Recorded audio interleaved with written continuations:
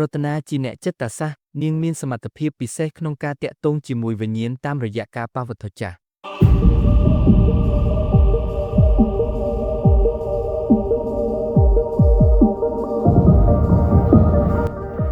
ផ្ទះបុរាណនោះឈរស្ងៀមស្ងាត់នៅចុងផ្លូវងឹតសសរទ្រុឌទ្រោមជញ្ជាំងប្រេះស្រកាំនិងបង្អួចបាក់បែកជាច្រើនដើមឈើធំព័ទ្ធជុំវិញផ្ទះធ្វើឲ្យទីនោះកាន់តែងងឹតស្លុប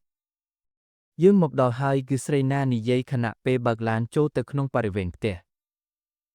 សុភាសម្លឹងមើលផ្ទះតាមបង្អួចឡានក៏ផ្ទះនេះចាស់ជាងអ្វីដែលខ្ញុំគិតតើវាត្រូវបានសាងសង់នៅពេលណាតាមឯកសារដែលខ្ញុំរកឃើញផ្ទះនេះត្រូវបានសាងសង់កាលពី120ឆ្នាំមុនគឺស្រីណាឆ្លើយគឺគ្រួសារអភិជនមួយបានរស់នៅទីនេះរហូតដល់មានព្រឹត្តិការណ៍ចម្លែកមួយកើតឡើងកង់ឡានស្រាប់តែជាប់អ្វីមួយសំឡេងកិនអ្វីឮឡើងអ្វីហ្នឹងរតនាស្រែកឡើងសុផលបើកទ្វារឡានចាំខ្ញុំចុះទៅមើលគុំទៅម្នាក់ឯងស្រីណាខាត់ចាំយើងទៅជាមួយគ្នា